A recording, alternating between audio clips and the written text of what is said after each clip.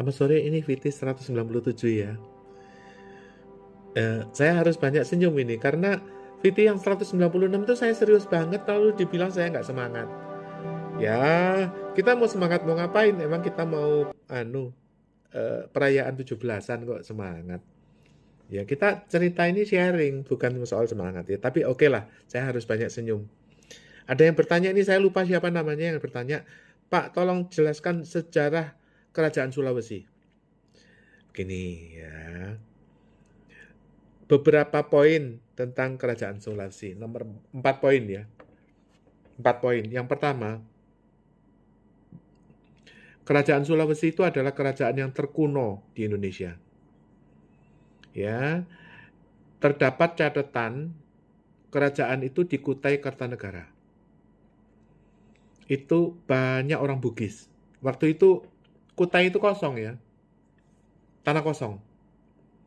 Banyak pendatang Bugis. Sampai sekarang ada di pinggiran Bontang. Itu satu kota ya, satu kabupaten itu di atas laut. Orang Bugis itu kalau tinggal itu dia nggak mau di atas tanah. Kenapa?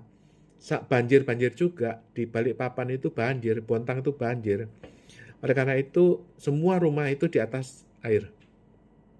Oke, bangsa Bugis yang mengisi kerajaan Kutai Kartanegara itu ada di Bontang. Oke, itu adalah kerajaan terkuno di Indonesia. Sampai sekarang orang-orang Bugis itu ada di sana. Tinggalnya di salah satu kota yang di atas laut. Oke. Kedua, zaman kemerdekaan itu pernah ada Pangdam di sana, itu namanya Westerling. Itu ada pemberontakan di sana. Ya, mungkin mereka nggak puas atau bagaimana. Ya. Yang ketiga, Pak Harto itu punya peliharaan kesayangan. Itu 2 ekor kerbau tondano. Diimpor dari Sulawesi. Kerbaunya bule, tanduknya itu 2 meter. 1 meter ke sini, 1 meter ke sini. Wow, gitu, tanduknya begini. 2 meter tanduknya. Dan saya pernah lihat kerbaunya Pak Harto. 2 ekor albino. Nanti kalau kerbau itu udah tua, mati, itu anaknya 100. Nah, anaknya itu kawin sama siapa? Kawinnya sama kerbau lokal. Istrinya kerbau lokal, kerbau hitam. Bapaknya itu kerbau albino. Jadi kisahnya kerbau tondano itu, saya nggak tahu kenapa Pak Harto itu sangat menyukai orang-orang Sulawesi. Jadi beliau sangat terkesan. Mungkin waktu itu Habibie juga itu orang Sulawesi yang sangat dekat dengan keluarga Pak Harto.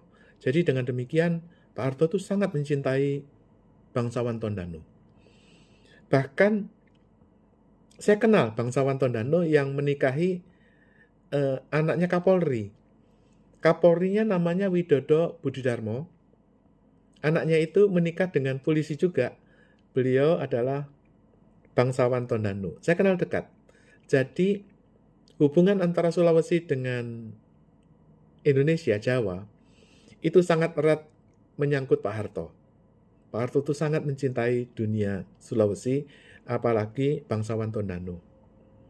Ya, mungkin juga Habibie itu adalah orang-orang bangsawan Sulawesi.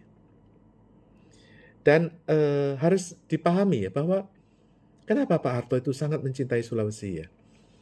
Sulawesi itu bukan Asia. Kalau Kalimantan itu Asia. Kalimantan itu pulaunya itu dulu disebut Sunda.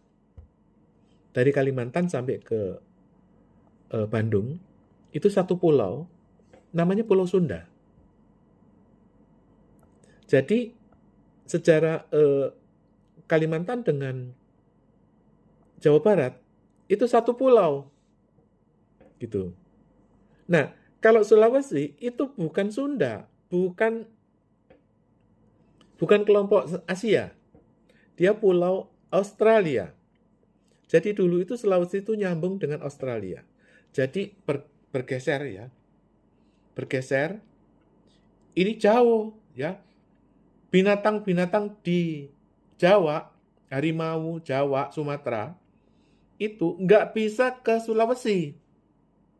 Nggak ada harimau di Sulawesi, itu nggak ada. Yang ada kanguru. Oleh karena itu, ini jutaan tahun itu baru ketemu. Nah, sekarang itu baru ketemu.